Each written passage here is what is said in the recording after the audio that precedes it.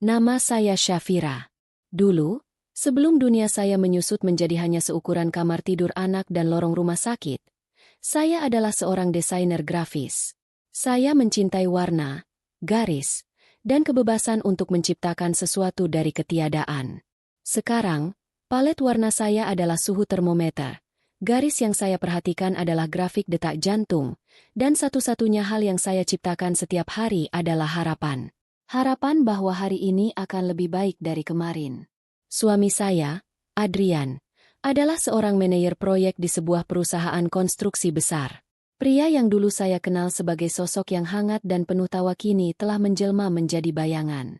Ia pulang larut, pergi pagi buta, dan percakapan kami tak lebih dari sekadar basa-basi soal tagihan atau keluhan tentang betapa berat pekerjaannya. Kami adalah dua orang asing yang berbagi atap dan nama belakang, terikat oleh seorang malaikat kecil bernama Tiara. Tiara, putri kami yang berusia 7 tahun, adalah pusat alam semesta saya. Ia memiliki mata ayahnya, tetapi senyumnya adalah milik saya.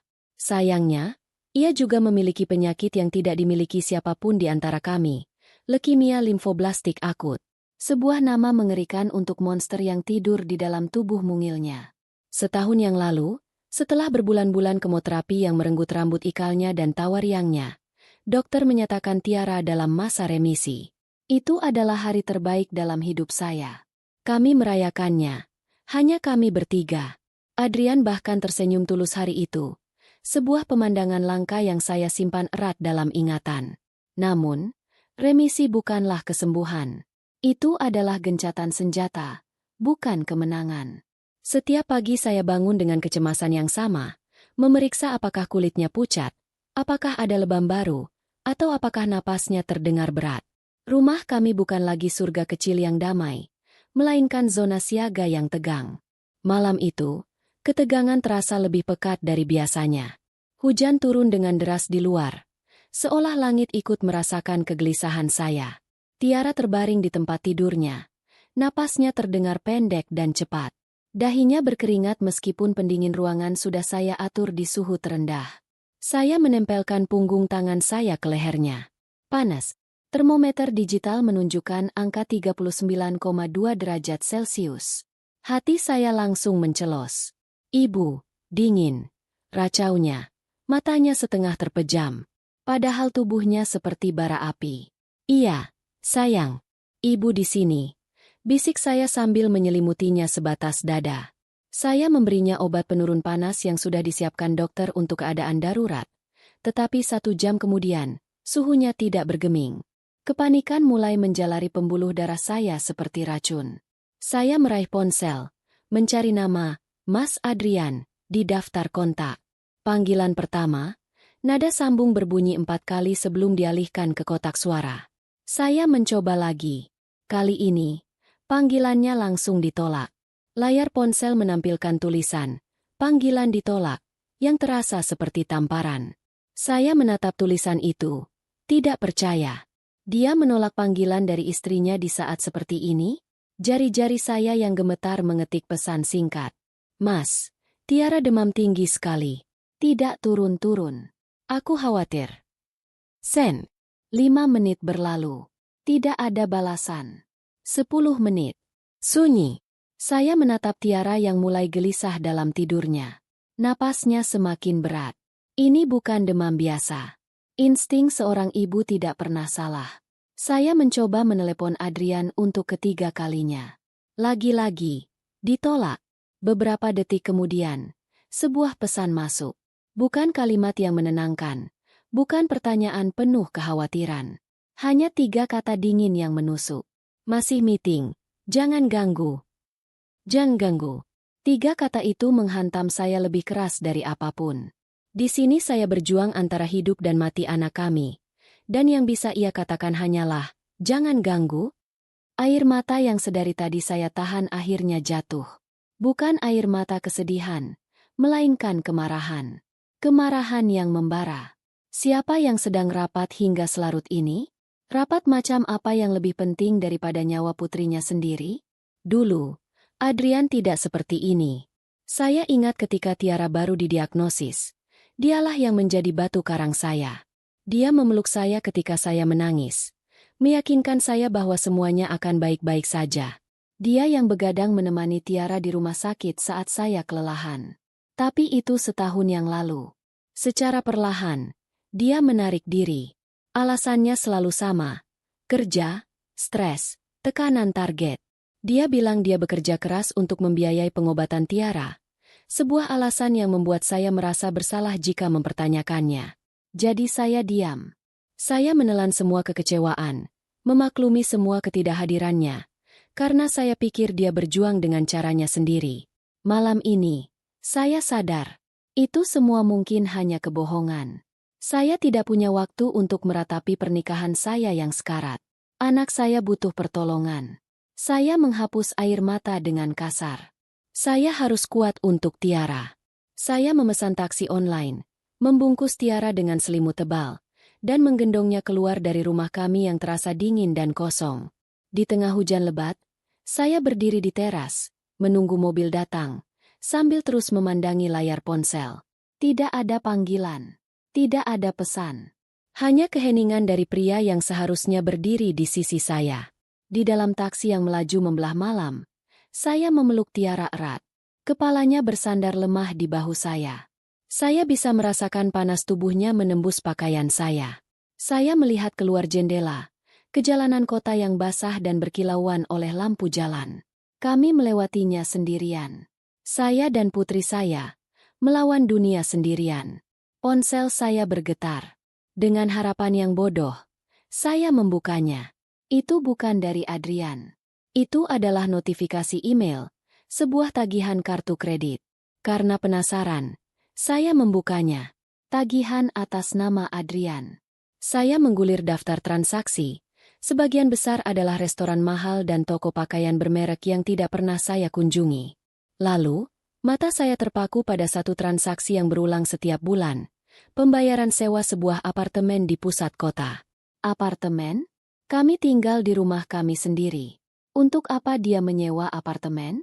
Pertanyaan itu menggantung di udara yang dingin, bercampur dengan suara wiper mobil dan napas berat Tiara.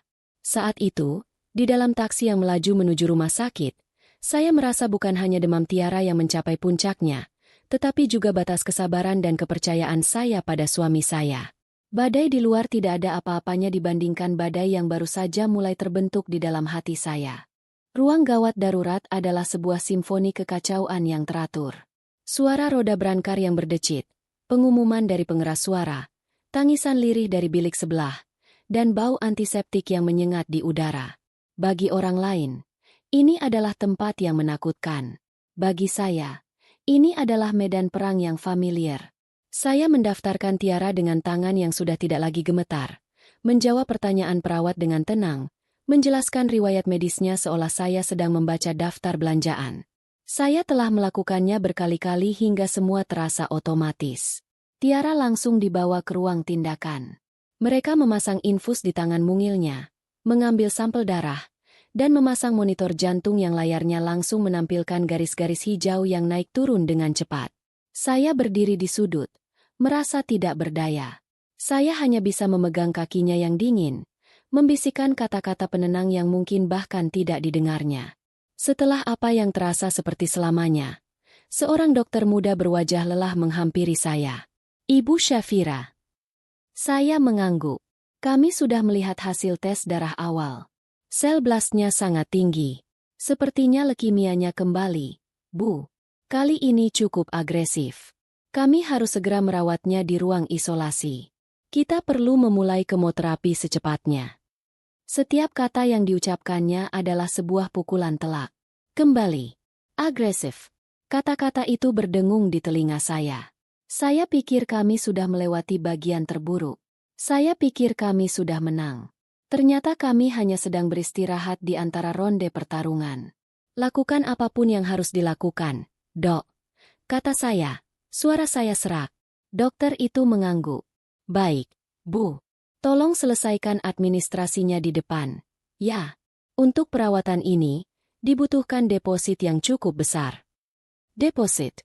Uang. Di tengah badai emosi ini, kenyataan duniawi itu menyeruak tanpa ampun. Saya berjalan ke meja administrasi dengan kaki serasa jeli. Petugas menyebutkan sejumlah angka yang membuat lutut saya lemas. Jumlahnya jauh lebih besar dari sisa uang di rekening gaji saya. Saya tahu, sebagian besar tabungan kami ada di rekening bersama yang kendalinya ada di tangan Adrian. Saya mencoba meneleponnya lagi. Kali, 2 kali, 3 kali. Semuanya langsung masuk ke kotak suara. Ponselnya dimatikan. Dimatikan. Dia mematikan ponselnya saat anaknya sedang berjuang untuk hidup. Rasa marah yang tadi sempat mereda kini berkobar lagi, lebih panas dari sebelumnya. Tanpa pikir panjang, saya membuka aplikasi mobile banking di ponsel. Saya masuk ke rekening pribadi saya, satu-satunya rekening yang tidak bisa diakses oleh Adrian. Di dalamnya ada sisa warisan dari ayah saya. Uang yang saya simpan mati-matian untuk biaya kuliah Tiara kelak. Saya selalu membayangkan hari ketika saya bisa memberikannya kepada Tiara, melihatnya tumbuh menjadi wanita cerdas dan mandiri. Tapi masa depan itu tidak akan pernah ada jika dia tidak selamat malam ini. Dengan tangan berat, saya mentransfer hampir seluruh isinya untuk membayar deposit rumah sakit. Saat notifikasi transaksi berhasil muncul, sebagian dari diri saya terasa ikut mati. Setelah semuanya beres, saya kembali ke sisi Tiara, yang sudah akan dipindahkan ke ruang perawatan intensif. Saya mengirim pesan panjang kepada Adrian, menjelaskan segalanya dengan detail.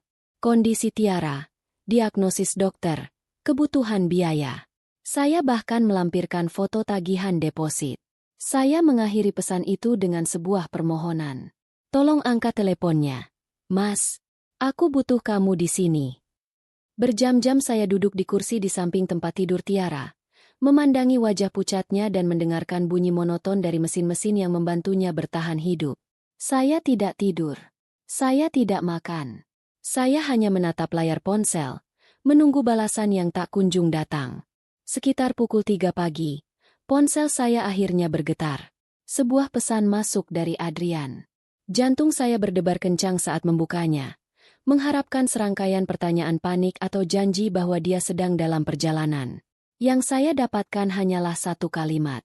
Aku sedang sibuk, transfer saja nanti. Saya membaca kalimat itu berulang-ulang. Setiap kata terasa seperti pecahan kaca yang mengiris hati saya. Sibuk, transfer saja nanti. Seolah-olah putri kami yang sekarat hanyalah sebuah transaksi bisnis yang merepotkan. Seolah-olah kepanikan saya adalah gangguan. Tidak ada empati. Tidak ada kekhawatiran. Hanya ketidakpedulian yang dingin dan brutal.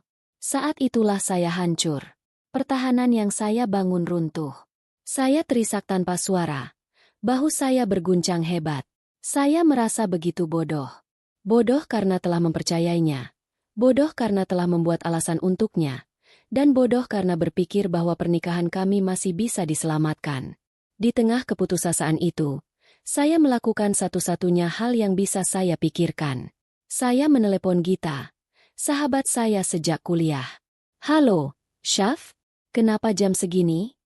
Suara Gita terdengar serak karena kantuk. Saya tidak bisa menjawab. Yang keluar dari mulut saya hanyalah isak tangis yang pilu. Syaf, kamu kenapa? Tiara baik-baik saja? Kepanikan langsung terdengar dalam suaranya. Tiara di rumah sakit, Git. Akhirnya saya berhasil berkata di antara isak tangis.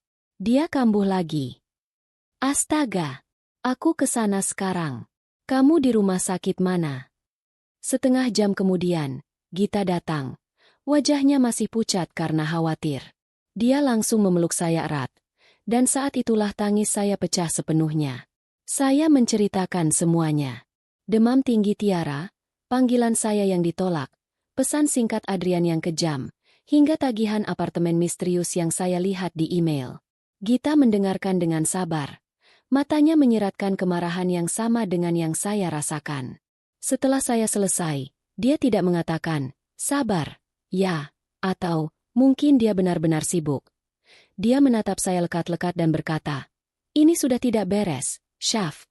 Seorang suami, seorang ayah, tidak akan bertindak seperti ini, sesibuk apapun dia. Kamu harus cari tahu kebenarannya. Tapi bagaimana? Isak saya. Aku bahkan tidak tahu harus mulai dari mana. Kita mulai dari yang paling jelas, kata Gita. Matanya berkilat tajam. Uang. Kamu bilang kamu melihat tagihan apartemen. Coba cek rekening bersama kalian. Lihat semua transaksinya. Kamu punya hak untuk tahu uang kalian lari kemana. Kata-kata Gita seperti sengatan listrik. Selama ini saya tidak pernah berani melakukannya. Saya selalu merasa itu adalah pelanggaran privasi, sebuah tanda ketidakpercayaan. Tapi kepercayaan saya sudah hancur berkeping-keping malam ini. Tidak ada lagi yang tersisa untuk dijaga. Dengan Gita di sisi saya, memberikan kekuatan dalam diam, saya membuka kembali aplikasi mobile banking. Kali ini, saya memilih rekening bersama. Jantung saya berdebar kencang saat riwayat transaksi muncul di layar. Saya menggulir ke bawah, melewati pembayaran tagihan rutin dan penarikan tunai. Lalu saya melihatnya. Serangkaian transfer dalam jumlah besar ke rekening atas nama yang tidak saya kenal. Fania Anindita. Setiap bulan. Tanpa gagal. Jumlahnya fantastis. Cukup untuk membiayai gaya hidup mewah. Selain itu, ada juga pembayaran kartu kredit tambahan yang tidak pernah saya pegang. Saya mengklik untuk melihat detailnya. Nama-nama butik mewah, restoran fine dining, salon kelas atas, bahkan agen perjalanan untuk pembelian tiket pesawat. Dan di sana, di antara daftar pengeluaran yang memuakan itu, ada satu yang paling menonjol. Pembayaran berulang. Setiap bulan kepada Green Residence Apartment Management. Itu pasti apartemen yang saya lihat di tagihan email tadi. Tangan saya gemetar hebat hingga ponsel itu hampir jatuh. Semua kepingan puzzle yang membingungkan itu kini menyatu, membentuk sebuah gambar pengkhianatan yang mengerikan dan sempurna. Apartemen itu. Wanita bernama Fania itu. Semua kebohongan tentang lembur dan rapat. Semua uang yang seharusnya untuk pengobatan Tiara. Dinding kebohongan yang dibangun Adrian selama ini akhirnya runtuh. Dan di baliknya, saya melihat kebenaran yang busuk. Dia tidak hanya mengabaikan saya dan anaknya yang sekarat. Dia telah merampok masa depan anaknya untuk membiayai kehidupan lain, dengan wanita lain. Malam itu, di samping tempat tidur putri saya, sesuatu di dalam diri saya mati. Tetapi sesuatu yang lain, sesuatu yang lebih keras dan lebih dingin, mulai lahir. Pagi datang tanpa permisi. Sinarnya yang pucat menyusup melalui celah tirai di kamar perawatan Tiara. Semalaman saya tidak tidur, ditemani oleh Gita dan riwayat transaksi bank di layar ponsel yang terasa seperti naskah sebuah tragedi. Setiap angka adalah tusukan. Setiap nama toko adalah pengingat akan kebohongan. Gita sudah pulang beberapa jam yang lalu. Berjanji akan kembali setelah mengurus beberapa hal. Ia meninggalkan saya dengan secangkir kopi yang sudah dingin dan sebuah perintah yang tegas. Kamu harus melihatnya sendiri, Syaf. Jangan biarkan ada sedikit pun keraguan di hatimu. Saya menatap Tiara yang tertidur lelap. Efek dari obat penenang. Wajahnya damai, seolah tidak ada monster yang sedang berperang di dalam tubuhnya. Melihatnya, sebuah kekuatan aneh merasuki saya. Ini bukan lagi tentang pernikahan saya yang hancur. Bukan tentang hati saya yang patah. Ini tentang dia. Tentang keadilan untuknya. Tentang setiap sen yang seharusnya menjadi miliknya, yang dirampok untuk kesenangan orang lain. Keputusan itu terasa mantap, dingin, dan logis. Saya harus pergi ke apartemen itu. Saya memanggil seorang perawat, memintanya untuk mengawasi Tiara secara khusus selama saya pergi. Saya berjanji tidak akan lama. Saya berganti pakaian dengan baju bersih yang dibawakan Gita, sebuah kemeja sederhana dan celana panjang. Penampilan saya kontras dengan kekacauan di dalam jiwa saya. Saya terlihat seperti seorang ibu biasa yang hendak pergi ke pasar, bukan seorang istri yang akan menyaksikan kehancuran rumah tangganya secara langsung. Perjalanan dengan taksi menuju alamat yang tertera di tagihan terasa surreal. Jalanan ibu kota yang mulai ramai di pagi hari tampak seperti adegan film yang bergerak lambat. Saya melihat orang-orang di pinggir jalan, tertawa, berbicara di telepon, menjalani hidup mereka yang normal, dan saya merasa terasing. Dunia saya telah berhenti berputar sejak kemarin malam, terperangkap dalam sebuah momen pengkhianatan yang beku. Dalam benak saya, kenangan-kenangan manis bersama Adrian muncul silih berganti tanpa diundang. Hari pernikahan kami, Saat dia berbisik di telinga saya bahwa saya adalah satu-satunya dunianya. Hari kelahiran Tiara. Saat kami menangis haru bersama melihat malaikat kecil kami untuk pertama kalinya. Saat-saat ketika kami berjuang bersama di awal pernikahan.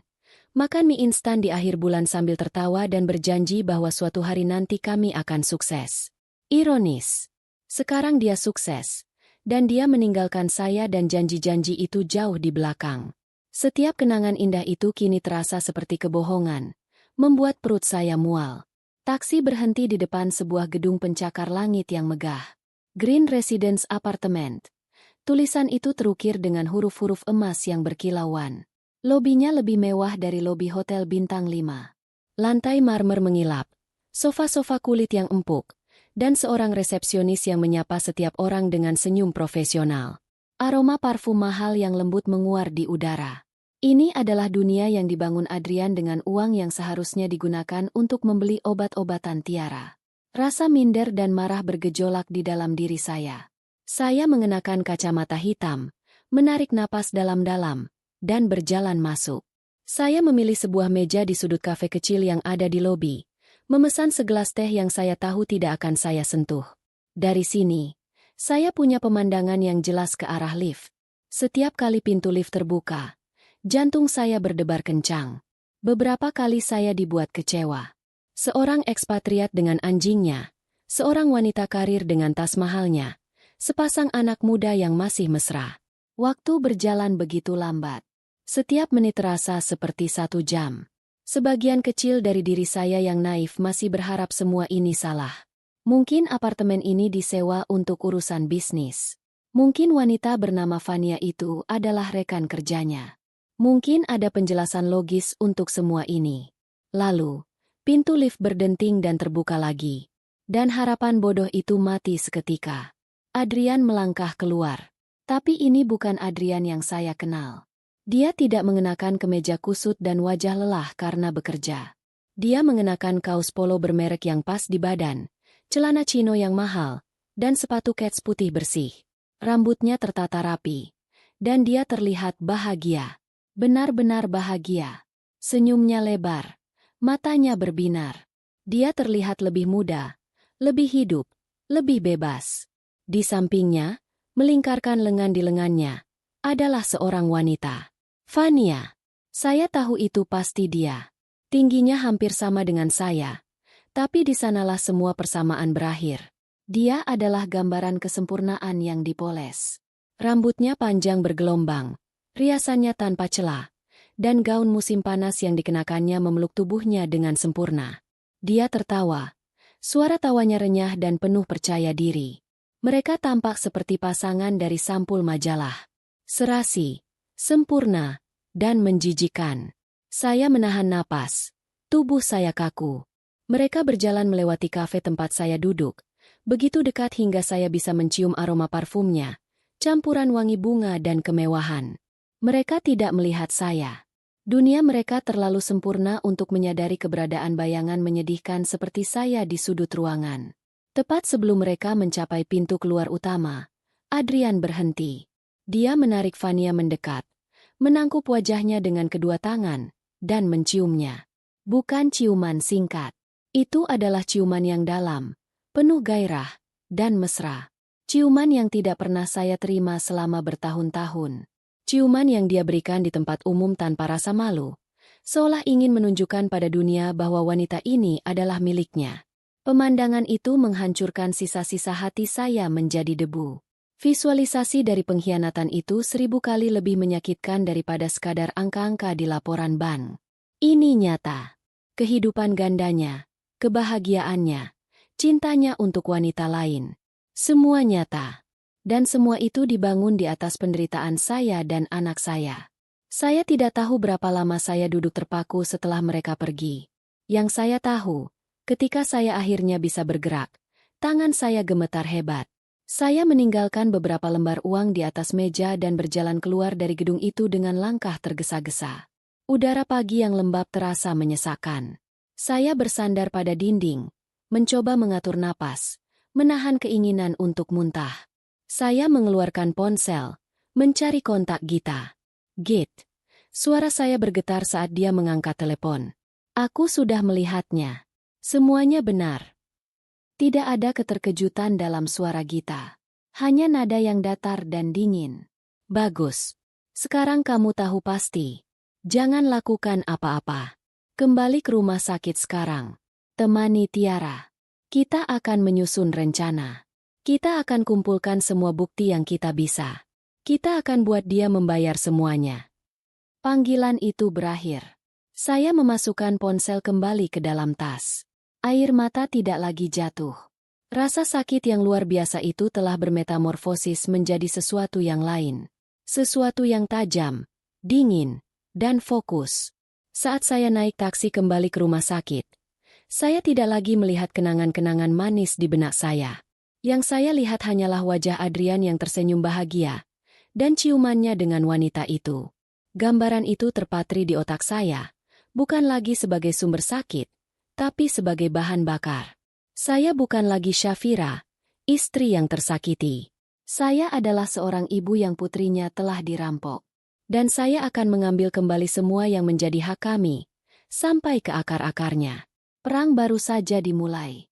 Kembali ke rumah sakit terasa seperti kembali ke satu-satunya realitas yang berarti. Bau antiseptik yang tadinya terasa menyesakkan kini justru menenangkan. Sebuah pengingat akan perjuangan nyata yang sedang terjadi. Dunia luar dengan segala kemewahan palsu dan pengkhianatan terasa jauh. Di sini, di kamar steril ini, hanya ada saya dan Tiara. Kondisinya belum membaik, tapi juga tidak memburuk. Para dokter mengatakan itu adalah tanda yang bisa dibilang positif. Kemoterapi dosis tinggi sudah dimulai. Cairan kimia yang keras itu menetes perlahan melalui selang infus, masuk ke dalam tubuh mungilnya untuk membunuh sel-sel jahat, sekaligus sel-sel baik.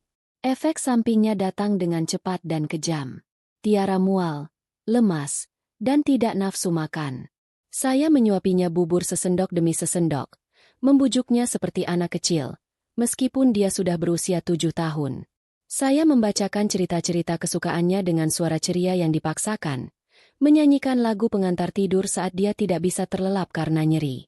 Saya menyingkirkan semua emosi pribadi saya, menguburnya dalam-dalam. Di depan Tiara, saya adalah ibunya, benteng kekuatannya. Saya tidak boleh rapuh. Namun, ketika Tiara tertidur, Syafira sang detektif mengambil alih. Dengan bantuan Gita melalui telepon, saya memulai misi saya. Ponsel saya menjadi senjata. Saya begadang semalaman, bukan lagi karena cemas, tapi karena fokus. Saya menelusuri riwayat rekening bank kami selama 3 tahun terakhir. Saya mengunduh setiap laporan bulanan, setiap tagihan kartu kredit. Saya membuat folder khusus di laptop yang saya minta Gita bawakan, dengan nama samaran, Proyek Taman Bunga, kalau-kalau Adrian tiba-tiba muncul. Setiap baris transaksi adalah sebuah penemuan yang menyakitkan. Saya melihat pola yang jelas. 3 tahun lalu, pengeluarannya masih normal. 2 tahun lalu, setelah Tiara didiagnosis, mulai muncul transaksi-transaksi ganjil dalam jumlah kecil. Makan malam di restoran yang lebih mahal, pembelian barang-barang yang tidak pernah sampai ke rumah. Setahun terakhir, sejak Tiara dinyatakan remisi, pengeluarannya menjadi liar. Saat itulah transfer rutin ke rekening Fania Anindita dimulai. Saat itulah sewa apartemen itu muncul. Amarah saya memuncak ketika saya menemukan sesuatu yang lebih buruk. Adrian ternyata tidak hanya menggunakan uang dari rekening bersama. Saya teringat memiliki rekening bisnis lama dari zaman saya masih aktif sebagai desainer grafis. Rekening itu sudah lama tidak saya sentuh, tapi masih ada sisa uang yang cukup banyak di dalamnya. Dengan perasaan was-was, saya mencoba mengaksesnya.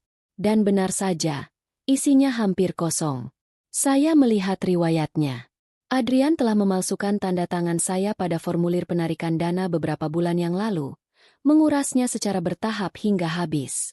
Dia telah mencuri dari saya, dari masa lalu saya, dari kerja keras saya. Bajingan, desis saya pelan di keheningan malam rumah sakit. Kata itu terasa tidak cukup untuk menggambarkan betapa rendahnya dia. Saya mengambil tangkapan layar dari semuanya. Setiap bukti transfer, setiap tagihan, setiap penarikan dana yang mencurigakan. Saya mengaturnya secara kronologis, membuat catatan detail di setiap file. Saya bekerja seperti seorang auditor forensik, didorong oleh amarah yang membara. Suatu sore, saat saya sedang menyeka tubuh Tiara dengan air hangat, sebuah pesan masuk dari Gita. Tidak ada kata-kata, hanya sebuah tautan. Dengan penasaran, saya membukanya. Tautan itu membawa saya ke sebuah profil Instagram dengan nama pengguna, Fania_Anindita. Profilnya tidak dikunci. Dan di sana, dunia saya hancur untuk kedua kalinya. Foto profilnya adalah wajah cantik yang saya lihat di lobi apartemen. Dan feed-nya adalah sebuah etalase kemewahan yang dibeli dengan penderitaan anak saya. Tas-tas bermerek, sepatu-sepatu mahal, liburan ke pulau-pulau eksotis. Setiap foto adalah tamparan bagi saya. Lalu saya melihat postingan terbarunya. Beberapa jam yang lalu, sebuah foto selfie dirinya dan Adrian di dalam sebuah balon udara. Di belakang mereka, puluhan balon udara lain menghiasi langit fajar yang jingga. Cappadocia, Turki. Adrian merangkulnya dari belakang, mencium pipinya, sementara Fania tersenyum kemenangan ke arah kamera. Keterangannya tertulis. Kejutan terbaik dari lelakiku. Akhirnya bisa melihat negeri dongeng ini. Love you to the moon and back. Saya terus menggulir.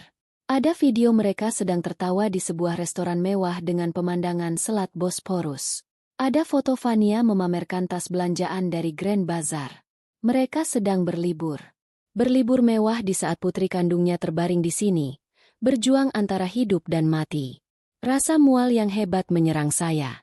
Saya meletakkan ponsel, berlari ke kamar mandi kecil di sudut ruangan, dan memuntahkan isi perut saya yang sebenarnya sudah kosong.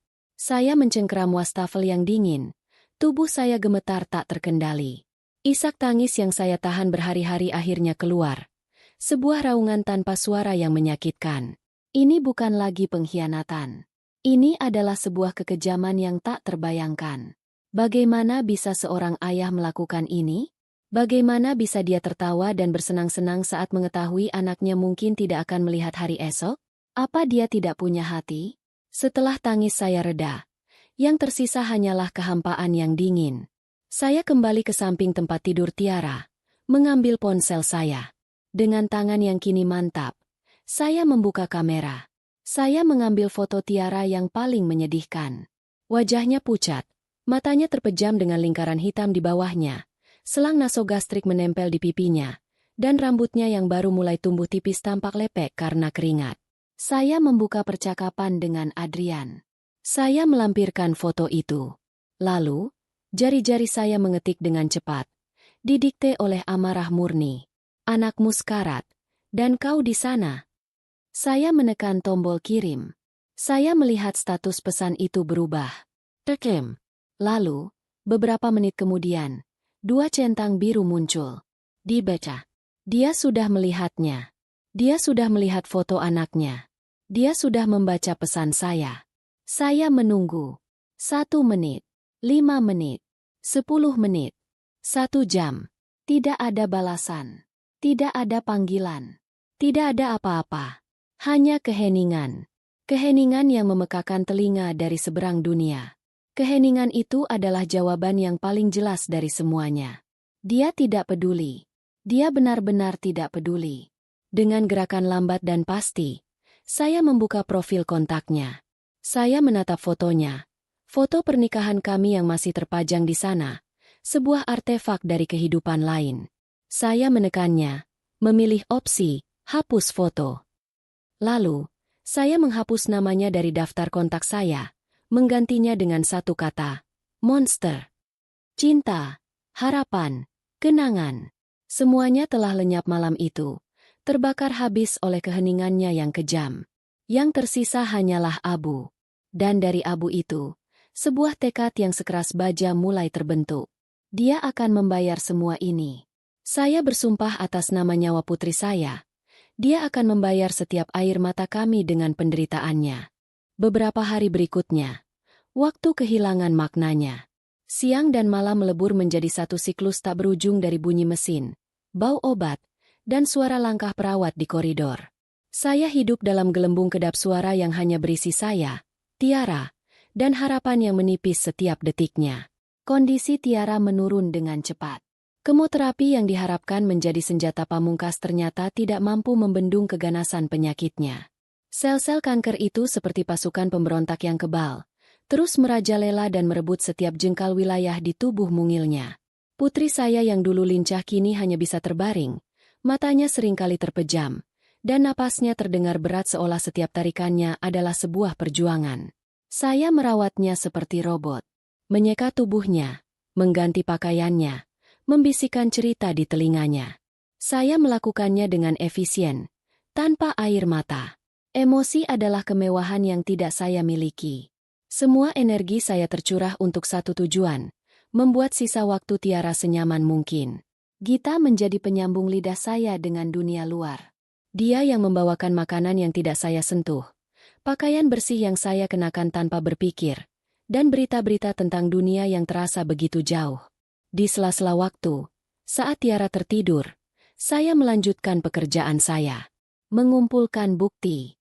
Rasanya seperti sebuah pekerjaan sampingan yang aneh. Di satu sisi, saya adalah ibu yang berduka.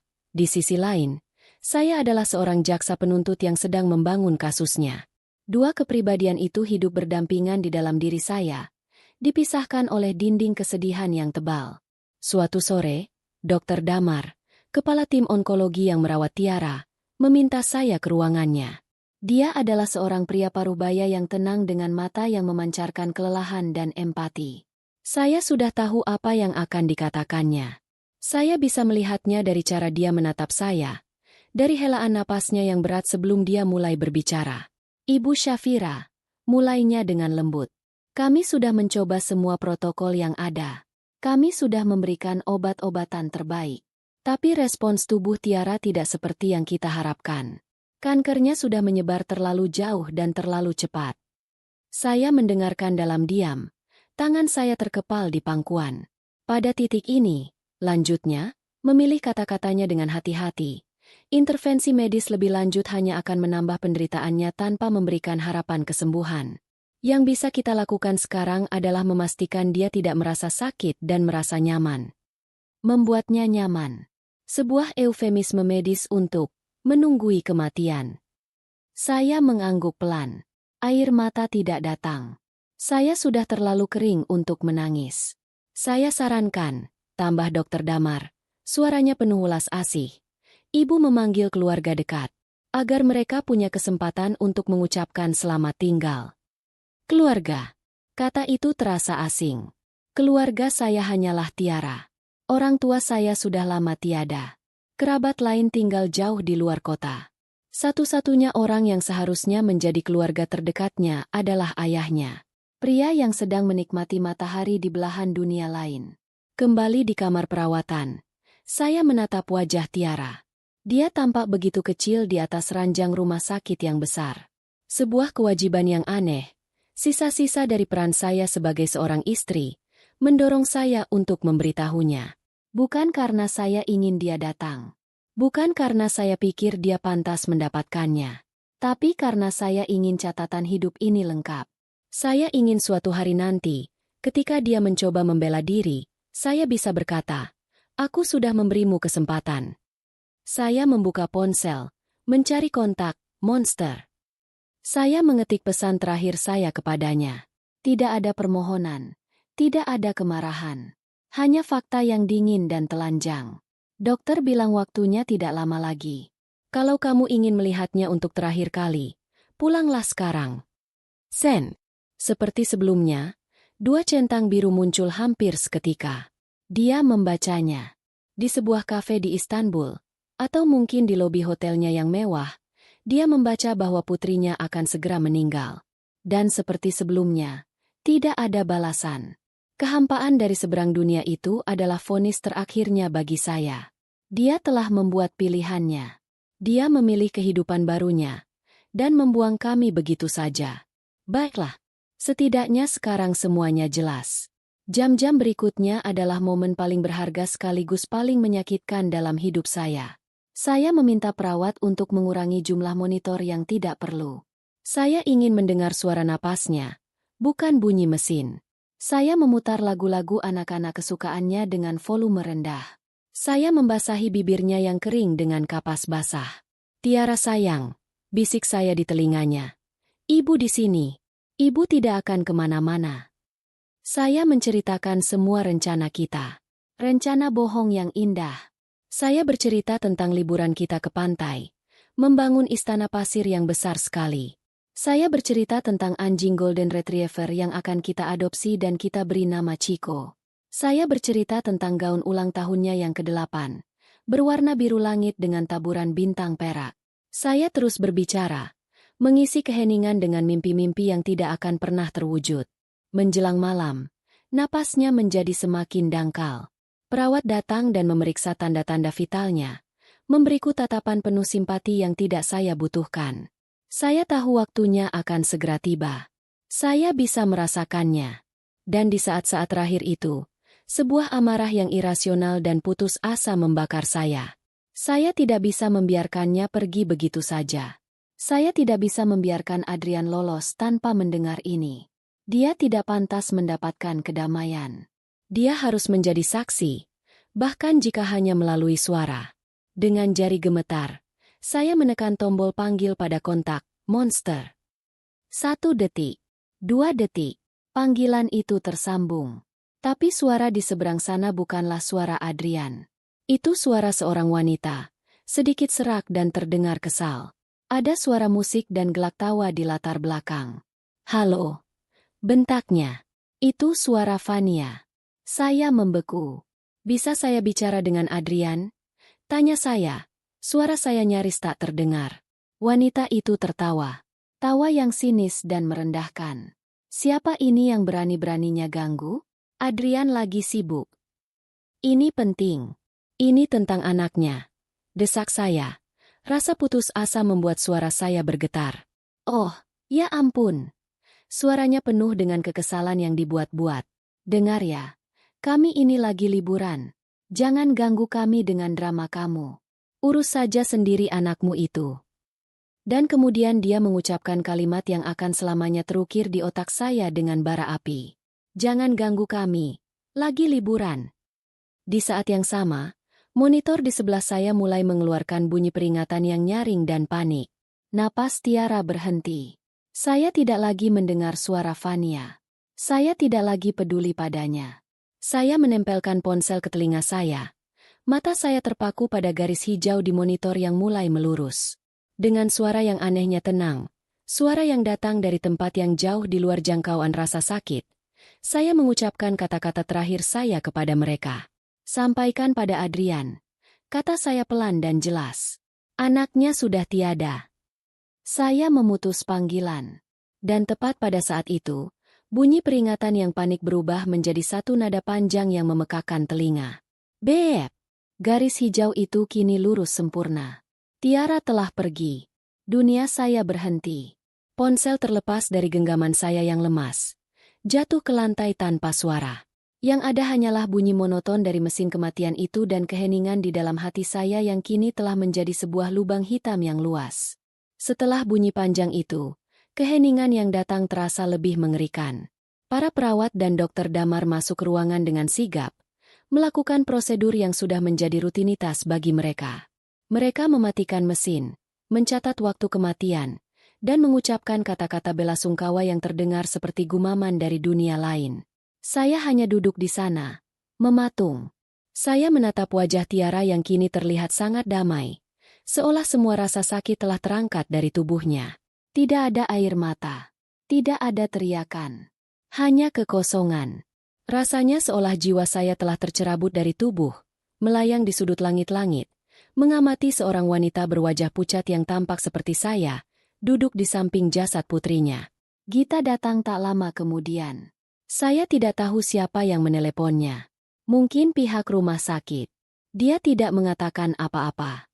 Dia hanya duduk di sebelah saya, merangkul bahu saya, dan membiarkan saya tenggelam dalam kehampaan itu. Dialah yang berbicara dengan perawat. Dialah yang mengurus semua dokumen yang diperlukan. Dialah yang mengatur pemindahan jenazah Tiara. Dia adalah jangkar saya di tengah badai yang telah menelan segalanya. Pemakaman berlangsung keesokan harinya. Sebuah upacara yang singkat, sederhana, dan pedih. Hanya ada segelintir orang. Gita dan suaminya, beberapa kerabat jauh saya yang berhasil datang, dan beberapa ibu dari teman sekolah Tiara yang datang dengan mata sembab. Liang lahat yang kecil itu tampak begitu kejam di bawah langit yang mendung. Selama prosesi, saya berdiri tegak. Saya tidak menangis saat tubuh mungil yang dibalut kain kafan itu diturunkan ke dalam tanah. Saya tidak menangis saat gundukan tanah merah itu perlahan menutup rumah abadinya. Saya memperhatikan setiap detail dengan ketajaman yang aneh. Warna bunga-bunga yang ditaburkan, ekspresi wajah para pelayat, suara skop yang beradu dengan kerikil. Adrian tidak ada di sana. Tentu saja. Tidak ada telepon, tidak ada pesan, tidak ada karangan bunga. Seolah-olah dia dan Tiara tidak pernah saling mengenal. Ketidakhadirannya adalah sebuah lubang hitam di tengah kerumunan kecil itu.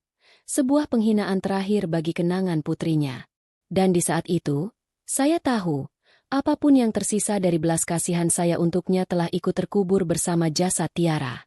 Setelah semua orang pulang, saya kembali ke rumah. Rumah yang kini terasa seperti museum yang berdebu. Mainan Tiara masih berserakan di ruang keluarga. Gambar-gambar buatannya masih menempel di pintu kulkas. Piyama bergambar unicorn kesukaannya masih terlipat rapi di atas tempat tidurnya.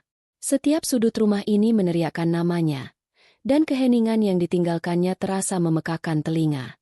Malam itu, untuk pertama kalinya sejak Tiara meninggal, saya tidak lagi merasa kosong. Kehampaan itu mulai terisi, bukan dengan kesedihan yang luruh, melainkan dengan amarah. Amarah yang murni, dingin, dan berkilauan seperti es. Amarah itu adalah satu-satunya hal yang membuat saya merasa hidup. Kesedihan membuatmu lemah. Amarah, sebaliknya, memberiku kekuatan, memberiku tujuan. Saya mengambil ponsel, menelepon Gita. Aku siap, kata saya saat dia menjawab. Tidak perlu penjelasan lebih lanjut. Aku sudah menunggumu bilang begitu, jawab Gita. Suaranya terdengar mantap. Aku sudah punya nama. Pengacara terbaik untuk kasus seperti ini. Namanya Pak Fauzan. Dia ganas, teliti, dan tidak suka kalah. Keesokan harinya, saya bertemu dengan Pak Fauzan di kantornya. Ruangannya rapi, modern, dan terasa dingin, sama seperti pemiliknya. Pak Fauzan adalah pria berusia akhir 40-an dengan tatapan tajam yang seolah bisa menembus dinding. Dia tidak membuang waktu dengan basa-basi atau ucapan bela sungkawa yang palsu. Ibu Gita sudah menceritakan garis besarnya. Katanya langsung. Sekarang, saya mau dengar dari Anda. Semuanya. Dari awal sampai akhir. Jangan ada yang terlewat. Dan saya pun bercerita. Saya tidak menangis. Suara saya datar dan terkendali. Saya membeberkan semua fakta, kronologis, seperti sedang membacakan laporan. Saya menceritakan tentang dinginnya sikap Adrian, tentang panggilan yang ditolak, tentang liburannya ke Turki, tentang kekejaman Fania di telepon. Kemudian, saya membuka laptop saya dan menunjukkan folder proyek Taman Bunga. Saya menunjukkan semua bukti yang telah saya kumpulkan. Laporan bank, tagihan kartu kredit, bukti transfer ke rekening Fania, bukti pembayaran sewa apartemen, bukti pengurasan rekening bisnis saya, lengkap dengan contoh tanda tangan saya yang dipalsukan. Saya bahkan menunjukkan tangkapan layar dari profil Instagram Fania dan pesan terakhir saya kepada Adrian yang hanya dibaca. Pak Fauzan mendengarkan dan melihat semuanya dalam diam. Matanya yang tajam memindai setiap dokumen. Semakin banyak bukti yang saya tunjukkan, semakin terlihat kilat tertarik di matanya. Ini bukan lagi sekadar kasus perceraian biasa. Ini adalah kasus pidana yang solid. Setelah saya selesai, dia bersandar di kursinya. Luar biasa, katanya, dan itu bukan pujian untuk saya, melainkan untuk kekayaan bukti yang saya miliki. Ini bukan hanya soal perceraian, Bu Syafira. Ini adalah penggelapan dana, penipuan, dan pemalsuan dokumen. Kita bisa menjerat suami Anda dari berbagai sisi. Dia kemudian memaparkan rencana serangan yang begitu jelas dan brutal, membuat saya merasa sedikit lega karena dia berada di pihak saya. Pertama, katanya, kita buat laporan polisi atas tindak pidana penggelapan dan penipuan.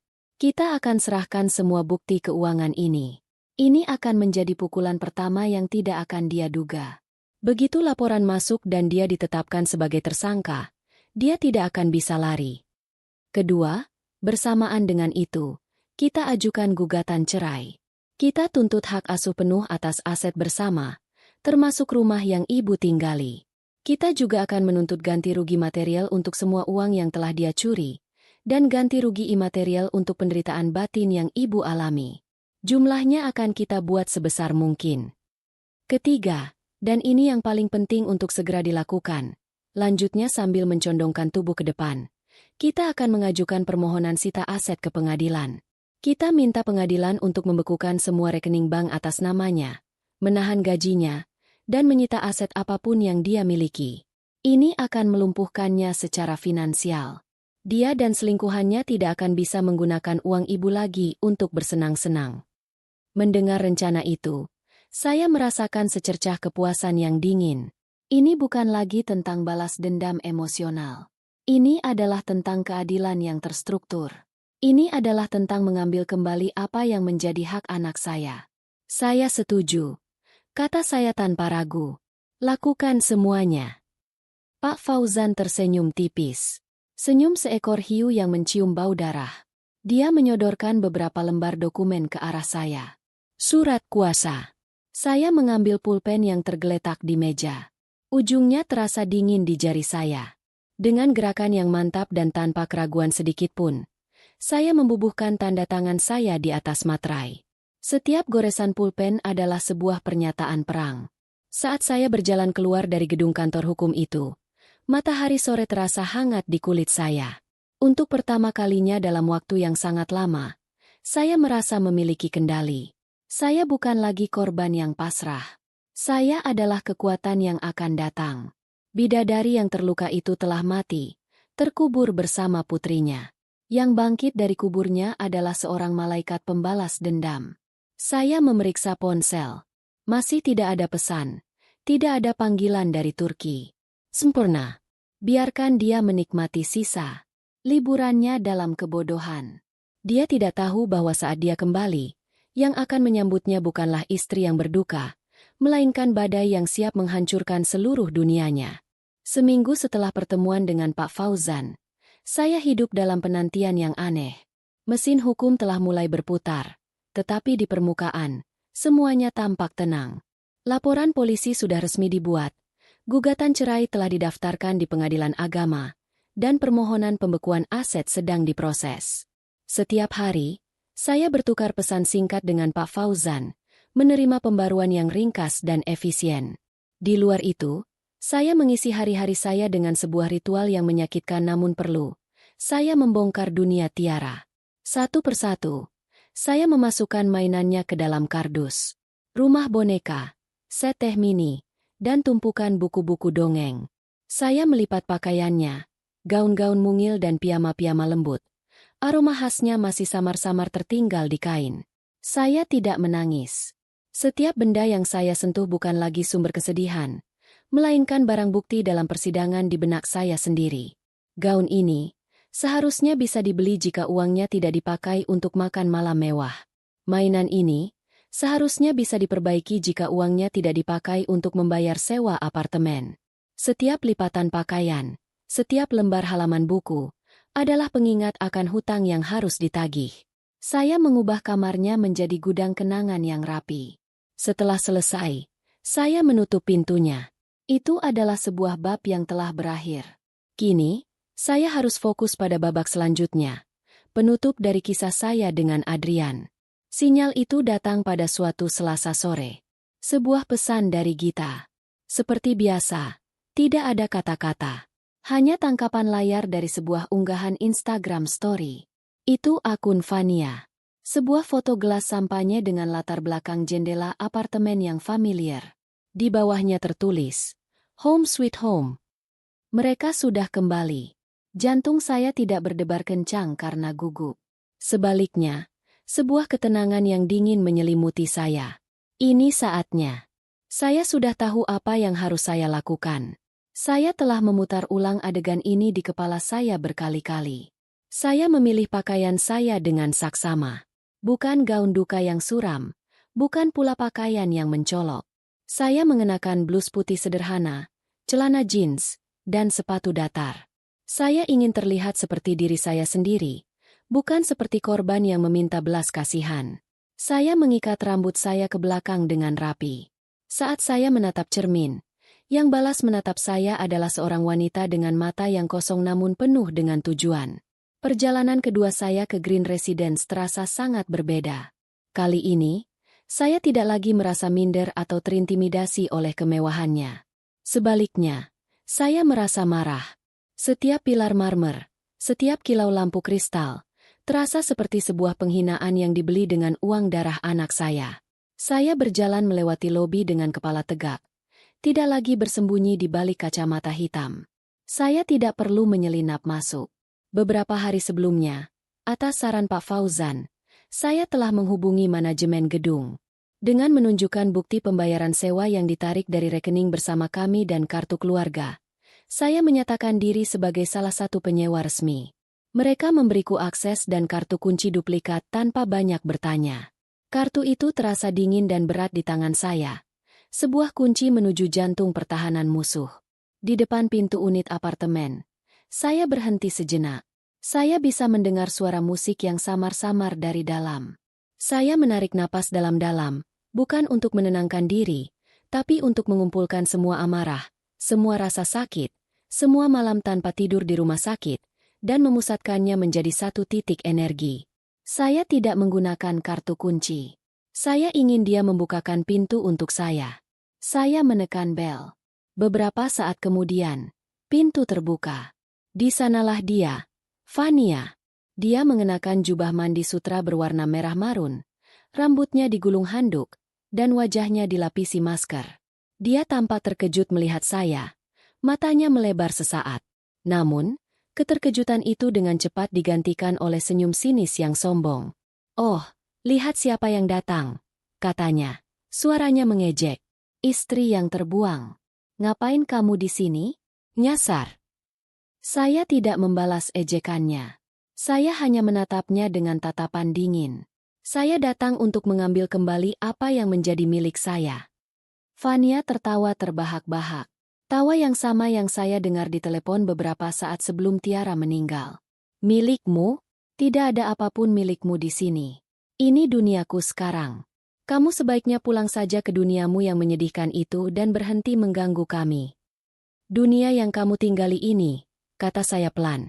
Setiap kata saya ucapkan dengan penekanan. "Dibangun di atas kuburan anak saya. Apartemen ini, jubah sutra yang kamu pakai, sampahnya yang mungkin sedang kamu minum, semuanya dibayar dengan uang yang seharusnya bisa menyelamatkan nyawanya." "Drama sekali," cibirnya sambil memutar bola matanya. "Itu bukan urusanku. Itu urusan Adrian denganmu. Sekarang, pergi. Aku tidak punya waktu untuk..." Dia tidak sempat menyelesaikan kalimatnya. Saat itulah saya bergerak. Semua akal sehat, semua rencana yang tertata, lenyap seketika. Yang tersisa hanyalah insting primal seorang ibu yang sarangnya telah dihancurkan. Saya menerjang maju. Tangan saya langsung menyambar rambutnya yang tergulung handuk. Handuk itu terlepas, memperlihatkan rambutnya yang panjang dan basah. Saya mencengkeramnya erat, menjambaknya dengan seluruh kekuatan yang saya miliki. "Ah!" pekiknya. Rasa sombong di wajahnya langsung berganti dengan rasa kaget dan sakit. Dia mencoba melawan, mencakar lengan saya. Tapi dia tidak sebanding dengan amarah saya. Amarah yang telah terpendam selama berbulan-bulan, yang telah ditempa oleh kesedihan dan pengkhianatan, kini meledak. Saya tidak melihatnya lagi sebagai seorang wanita. Saya melihatnya sebagai monster. Parasit yang telah mengisap kehidupan keluarga saya hingga kering. "Ini untuk setiap panggilan telepon yang tidak dijawab," seru saya sambil menariknya keluar dari ambang pintu. Dia tersandung, jatuh berlutut di lorong apartemen yang berkarpet tebal. "Ini untuk setiap kebohongan yang dia ucapkan." Saya tidak melepaskan cengkeraman saya, mulai menyeretnya menjauhi pintu. "Lepaskan. Kamu gila," jeritnya. Suaranya bergema di koridor yang sepi. Beberapa pintu apartemen di seberang sedikit terbuka. Para penghuni yang penasaran mengintip keluar. Bagus. Biarkan mereka semua melihat. Biarkan semua orang melihat ratu palsu ini diseret dari singgasananya. Saya terus menyeretnya menuju lift. Tubuhnya yang hanya terbalut jubah sutra terseret di atas karpet. Jubahnya sedikit tersingkap, memperlihatkan pakaian dalamnya. Dia berusaha memegangi kusen pintu, tapi tenaganya tidak ada apa-apanya. Dan ini, bisik saya dengan suara serak penuh kebencian tepat di telinganya. Untuk kata-katamu di telepon malam itu. Untuk tawa sinismu saat anakku sedang meregang nyawa. Dengan satu sentakan terakhir yang kuat, saya melemparkannya ke lantai di depan pintu lift. Saya kembali ke dalam apartemen, mengambil tas tangan desainer miliknya yang tergeletak di meja, dan melemparkannya ke tubuhnya. Isinya tumpah berantakan di lantai. Lipstik, ponsel, dan dompet. Saya berdiri di ambang pintu, menatapnya yang terisak dan berusaha menutupi tubuhnya. Saya tidak merasakan kemenangan. Saya tidak merasakan kelegaan. Yang saya rasakan hanyalah kekosongan yang dingin.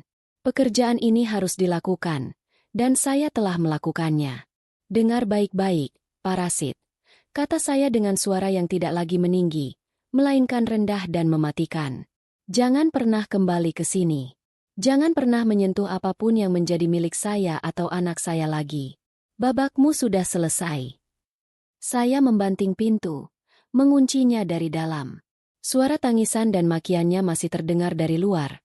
Perlahan-lahan menjauh saat petugas keamanan mungkin datang untuk menanganinya. Saya berdiri di tengah apartemen yang mewah dan sunyi itu. Aroma parfum Vania masih menguar di udara. Saya melihat sekeliling. Sofa mahal, televisi layar lebar, botol-botol minuman keras yang berjajar rapi di bar mini. Semua ini adalah istananya. Istana yang baru saja saya runtuhkan dengan tangan saya sendiri. Saya berjalan ke sofa, duduk dengan perlahan. Adrenalin mulai surut, meninggalkan tubuh saya yang gemetar karena kelelahan. Tugas pertama selesai. Sekarang, tinggal menunggu sang raja pulang ke istananya yang telah kosong. Penantian itu terasa lebih lama dari yang saya duga. Saya tidak melakukan apa-apa di dalam apartemen itu. Saya tidak menyentuh barang-barangnya. Saya tidak mencoba mencari-cari sesuatu. Saya hanya duduk diam di sofa, menjadi hantu di dalam kehidupan rahasia suami saya. Setiap detail di ruangan itu terasa seperti garam yang ditaburkan di atas luka. Ada sepasang foto berbingkai perak di atas meja konsol. Satu foto Adrian dan Vania sedang tersenyum di pantai. Yang lainnya adalah foto mereka berdua di Turki. Tidak ada satupun foto Tiara. Seolah-olah putri kami tidak pernah ada dalam dunianya yang ini. Ruangan ini adalah bukti nyata bahwa saya dan Tiara telah dihapus sepenuhnya dari hidupnya. Sekitar 1 jam kemudian, ponsel saya bergetar. Dari Pak Fauzan. Bu Syafira, di mana posisi Anda? Tanyanya langsung. Di apartemen Green Residence. Saya menunggu Adrian. Terdengar jeda sejenak di seberang sana. Bagus. Ada kabar baik.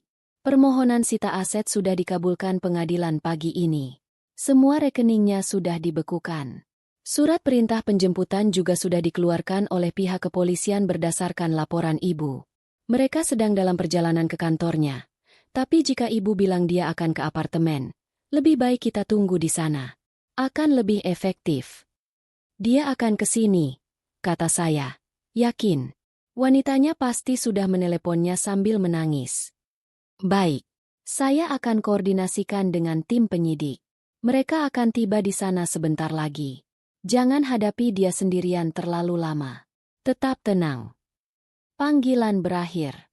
Jadi, panggungnya sudah siap. Semua aktor sudah berada di posisinya masing-masing. Saya hanya perlu menunggu pemeran utamanya tiba. Benar saja. Tak lama kemudian saya mendengar suara kunci dimasukkan ke lubang pintu. Pintu terbuka dengan kasar. Adrian masuk. Wajahnya merah padam karena amarah. Dia pasti langsung bergegas dari kantornya setelah menerima telepon panik dari Vania. Syafira, raungnya saat melihat saya duduk dengan tenang. Dia membanting pintu hingga tertutup. Apa yang sudah kamu lakukan? Kamu gila. Di mana Vania? Saya menatapnya tanpa ekspresi. Pria yang berdiri di hadapan saya ini terasa begitu asing. Ini bukan Adrian yang saya nikahi.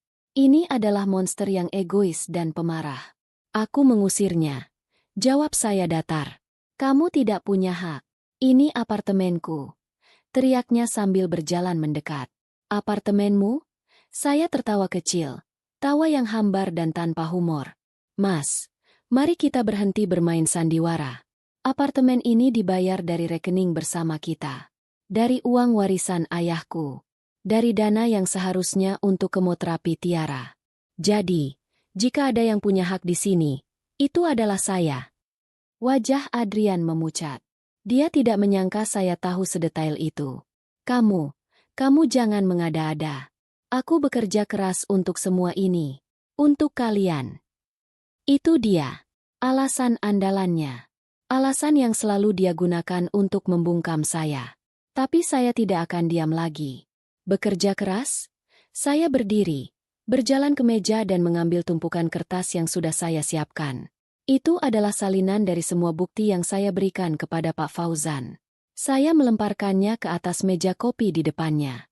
Ini yang kamu sebut bekerja keras? Mentransfer jutaan rupiah setiap bulan ke rekening selingkuhanmu? Menguras habis rekening bisnisku yang sudah tidak aktif? Membelikannya tas seharga puluhan juta sementara anakmu butuh obat? Itu bukan kerja keras, Mas. Itu namanya mencuri. Adrian menatap kertas-kertas itu dengan mata terbelalak. Dia tergagap, mencoba mencari kata-kata, mencari celah untuk berbohong. Itu tidak seperti yang kamu pikirkan. Fania, dia hanya teman. Aku membantunya. Teman? Potong saya. Suara saya menajam. Teman tidak kau bawa berlibur ke Turki saat anakmu sedang sekarat di rumah sakit. Teman tidak menjawab telepon dan menyuruhku berhenti mengganggu saat putrimu sedang menghembuskan napas terakhirnya. Untuk pertama kalinya, ekspresi angkuh di wajahnya retak. Dia tampak benar-benar terkejut. Apa maksudmu? Tiara sudah meninggal, Mas. Seminggu yang lalu.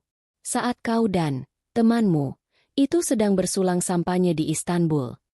Kebenaran itu menghantamnya seperti kereta barang. Dia terhuyung mundur. Tangannya mencengkeram dadanya. Tidak mungkin. Kamu bohong. Apakah aku terlihat seperti sedang berbohong? Tanya saya dingin. Aku meneleponmu. Aku mengirimimu pesan. Aku memberimu kesempatan. Kamu yang memilih untuk tidak peduli. Dia menatap saya. Matanya dipenuhi kengerian dan rasa bersalah yang terlambat. Dia mungkin monster. Tapi setidaknya secuil rasa kemanusiaan masih tersisa di sana, cukup untuk membuatnya merasa hancur. Dia jatuh terduduk di sofa, wajahnya terbenam di telapak tangannya.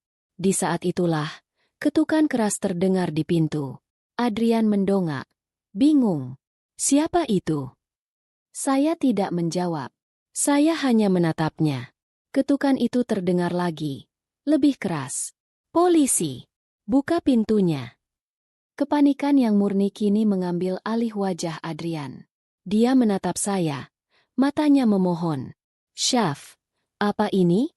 Apa yang kamu lakukan? Aku melakukan apa yang seharusnya sudah kulakukan sejak lama. Jawab saya. Menegakkan keadilan untuk anakku.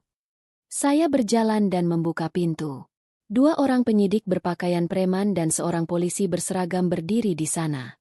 Mereka mengangguk singkat kepada saya. Selamat sore. Kami dari Polda Metro Jaya. Apa benar ini dengan Bapak Adrian Pratama? Tanya salah satu penyidik kepada Adrian yang masih terpaku di sofa. Adrian tidak bisa menjawab. Dia hanya menatap mereka dengan tatapan kosong. Penyidik itu melangkah masuk. Bapak Adrian, Anda kami tangkap atas laporan dugaan tindak pidana penipuan dan penggelapan dana sesuai pasal 372 dan 378 KUHP. Anda berhak diam dan didampingi pengacara. 2 polisi itu mendekati Adrian, membantunya berdiri, dan dengan sigap memborgol tangannya di belakang punggung. Klik. Suara borgol yang terkunci itu adalah suara termanis yang pernah saya dengar. Itu adalah suara keadilan. Suara pembalasan. Adrian tidak melawan. Semua semangatnya telah hilang. Dia tampak seperti boneka kain yang pasrah. Saat mereka menggiringnya keluar, matanya bertemu dengan mata saya. Ada campuran antara benci, takut, dan permohonan di sana. Tapi saya tidak merasakan apa-apa. Tidak ada belas kasihan, tidak ada kepuasan. Hanya kehampaan yang dingin. Tepat sebelum mereka membawanya melewati ambang pintu, saya melangkah maju. Saya mengulurkan sebuah amplop coklat tebal ke arahnya. "Apa ini?" tanyanya. Suaranya bergetar.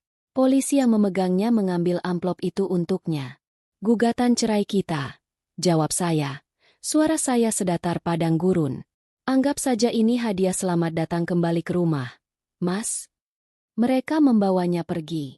Saya melihat punggungnya yang terkulai menghilang di ujung koridor. Saya menutup pintu apartemen itu untuk terakhir kalinya, meninggalkannya kosong, sama seperti kehidupan yang telah dia hancurkan. Badai telah mendarat dengan sempurna, dan kini, saya berdiri sendirian di pusatnya, siap untuk membangun kembali dunia saya di atas puing-puingnya. Adrenalin adalah bahan bakar yang luar biasa. Ia bisa membuatmu terus berlari jauh setelah kakimu lelah. Bisa membuatmu tetap terjaga berhari-hari tanpa tidur. Tapi adrenalin selalu habis. Dan ketika ia habis, yang tersisa adalah kelelahan yang sampai ke tulang dan kekosongan yang memekakan. Beberapa hari setelah penangkapan Adrian, saya merasakan kekosongan itu dengan begitu hebat. Misi saya telah selesai. Keadilan sedang dalam prosesnya. Musuh saya telah dilumpuhkan. Lalu apa?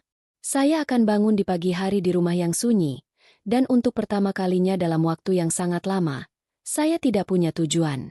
Tidak ada jadwal minum obat untuk Tiara, tidak ada janji temu dokter, tidak ada strategi hukum yang harus dipikirkan.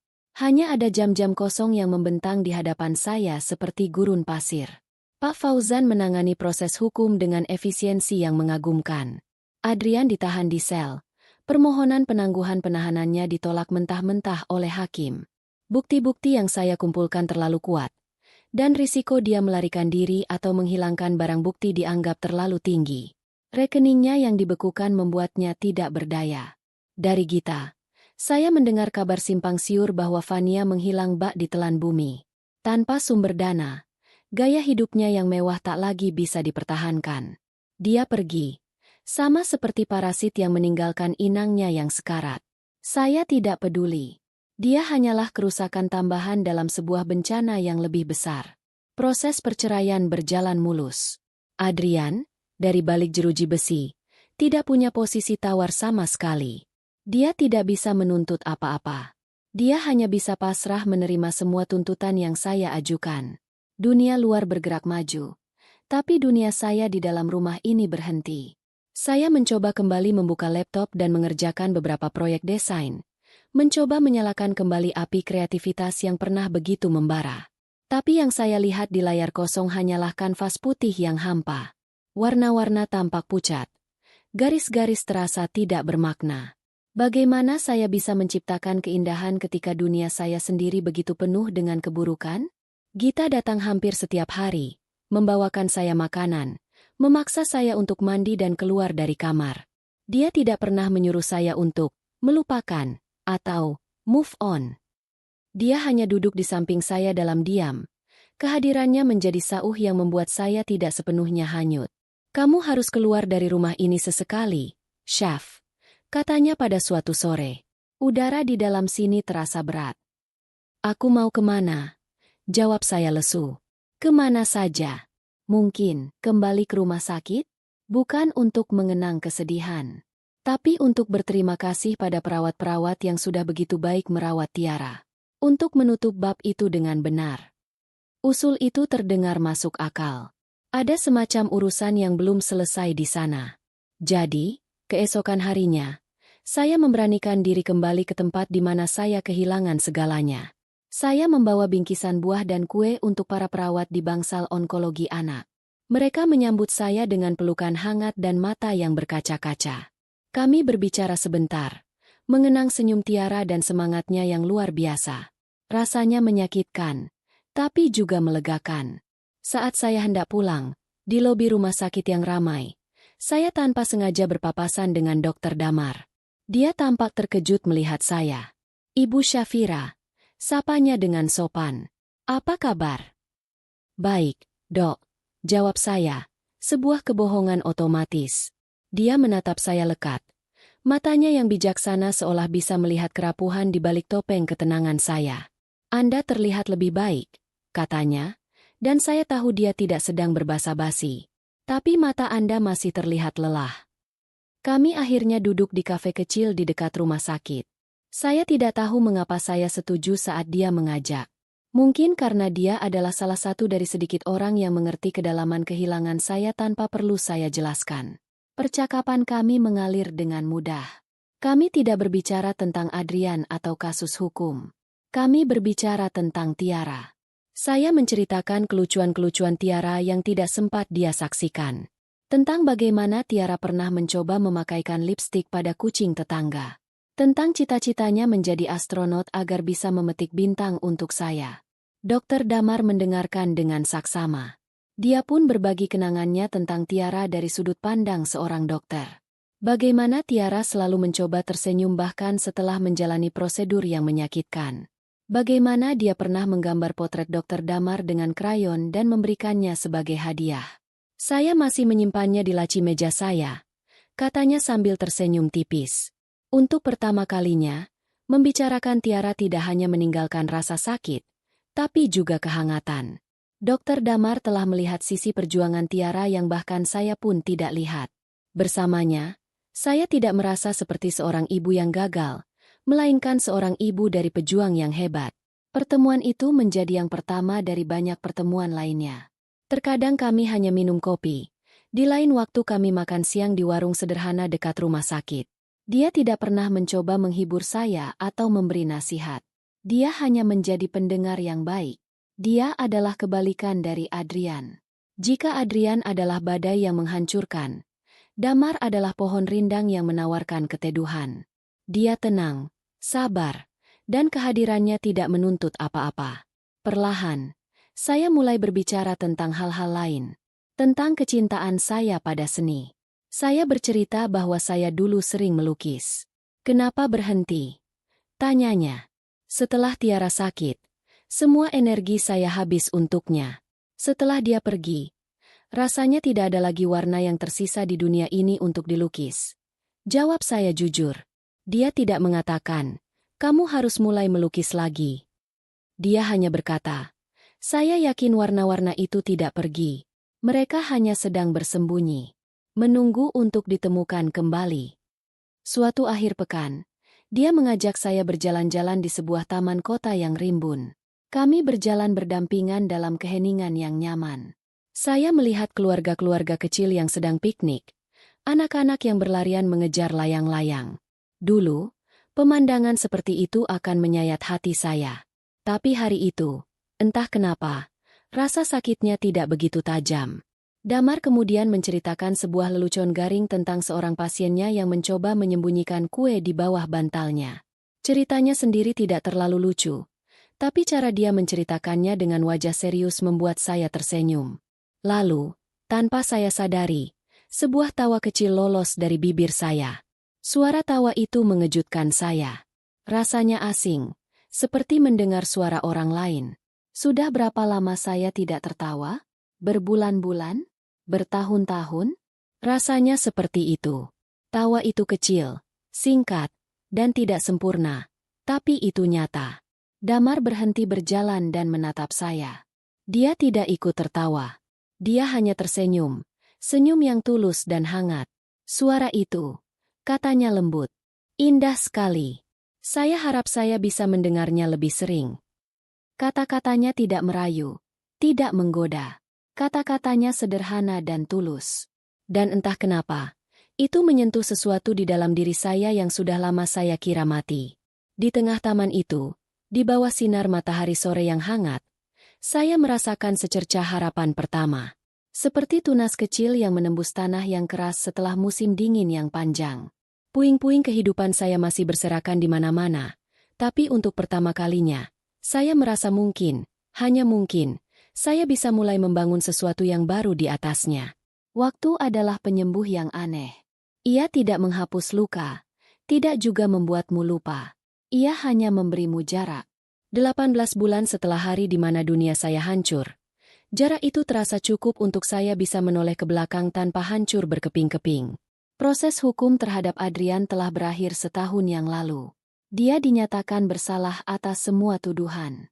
Penggelapan dana, penipuan, pemalsuan dokumen. Hakim menjatuhkan vonis 7 tahun penjara. Sebuah angka yang terasa tidak sepadan dengan nyawa yang hilang, tapi cukup untuk memberikan rasa keadilan yang tuntas. Perceraian kami juga sudah lama selesai. Pengadilan mengabulkan semua tuntutan saya. Rumah ini, beserta seluruh isinya, resmi menjadi milik saya. Adrian tidak mendapatkan apa-apa selain hukuman dan penyesalan. Dia adalah bab yang telah ditutup rapat-rapat. Kehidupan saya kini memiliki ritme yang baru. Saya kembali menekuni dunia desain grafis, bekerja sebagai pekerja lepas dari rumah. Pekerjaan itu memberi saya struktur, tujuan, dan yang terpenting, kepuasan karena bisa berdiri di atas kaki saya sendiri. Rumah yang dulu terasa seperti mausoleum kini telah berubah. Saya mengecat ulang dindingnya dengan warna-warna cerah, mengganti perabotan lama yang penuh kenangan buruk, dan memenuhi setiap sudutnya dengan tanaman hijau yang subur. Ini bukan lagi rumah kami. Ini adalah rumah saya. Hubungan saya dengan Damar tumbuh secara organik, tanpa paksaan dan tanpa drama. Dia adalah kehadiran yang konstan dan menenangkan dalam hidup saya. Dia tidak pernah mencoba menggantikan siapapun. Dia mengerti bahwa sebagian dari hati saya akan selalu menjadi milik Tiara, dan dia menghormati itu. Dia mencintai saya bukan meskipun saya memiliki luka, tetapi justru karena luka-luka itu telah membentuk saya menjadi wanita yang kuat seperti sekarang. Dia tidak pernah melamar dengan cara yang megah. Tidak ada cincin berlian yang disembunyikan di dalam kue. Tidak ada makan malam romantis dengan lilin. Lamaran itu datang pada suatu malam biasa, saat kami sedang duduk di teras belakang rumah saya sambil minum teh hangat. "Syafira," katanya sambil menatap saya.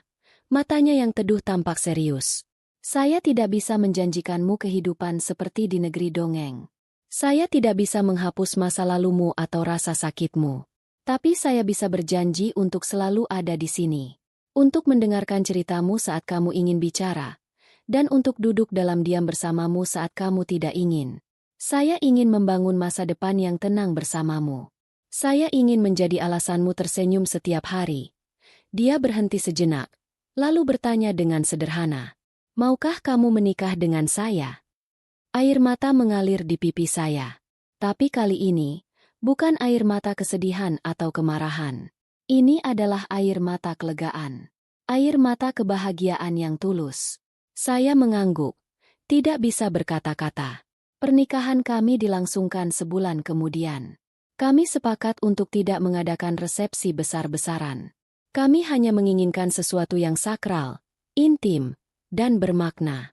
Kami mengadakan acara ijab kabul di taman belakang rumah saya, tempat yang sama di mana dia melamar saya. Hanya ada segelintir orang yang hadir. Gita dan suaminya, beberapa kerabat dekat saya, dan beberapa teman Dokter Damar. Saya mengenakan gamis sederhana berwarna putih gading, dan Damar mengenakan kemeja batik yang serasi. Tidak ada pelaminan yang megah, hanya sebuah meja kecil yang dihiasi bunga-bunga putih. Saat Damar menjabat tangan wali nikah saya dan dengan satu tarikan napas mengucapkan ijab kabul dengan lancar dan mantap, saya merasakan kedamaian yang luar biasa menyelimuti hati saya. Kata itu menggema di taman kecil kami, disaksikan oleh orang-orang terdekat dan desau angin di antara dedaunan. Kami resmi menjadi suami istri. Setelah acara selesai, saat para tamu sedang menikmati hidangan sederhana, Damar mengajak saya duduk di ayunan kayu di sudut taman. "Bagaimana perasaanmu, Bu Syafira?" tanyanya sambil tersenyum, menggunakan panggilan formal kami yang kini menjadi lelucon manis di antara kami. "Damai," jawab saya sambil menyandarkan kepala di bahunya. "Aku merasa damai." Saya menatap langit senja yang mulai berwarna oranye. Saya teringat pada Tiara. Rasa sakit karena kehilangannya tidak akan pernah benar-benar hilang. Dia adalah bagian dari diri saya. Tapi sekarang, ketika saya memikirkannya, yang saya rasakan bukan lagi amarah atau penyesalan. Yang saya rasakan adalah cinta yang murni. Saya tahu, dimanapun dia berada, dia akan bahagia melihat ibunya bahagia. Dia akan tersenyum melihat ibunya akhirnya menemukan seseorang yang tulus menyayanginya. Pernikahan ini bukan tentang melupakan masa lalu. Ini adalah tentang berdamai dengannya. Ini adalah bukti bahwa bahkan setelah badai yang paling dahsyat sekalipun, kehidupan bisa tumbuh kembali. Bahwa hati yang hancur berkeping-keping masih bisa belajar untuk mencintai dan mempercayai lagi. Saya memegang tangan Damar, merasakan kehangatan dan kekuatannya. Ini adalah lembaran baru saya. Sebuah halaman kosong yang siap saya isi dengan warna-warna yang baru. Bukan warna-warni ceria yang naif seperti dulu, melainkan warna-warna yang lebih dalam, lebih matang, dan lebih bermakna. Warna-warna ketenangan, keikhlasan, dan kebahagiaan yang dibangun di atas puing-puing harapan. Dan saya siap untuk mulai melukis.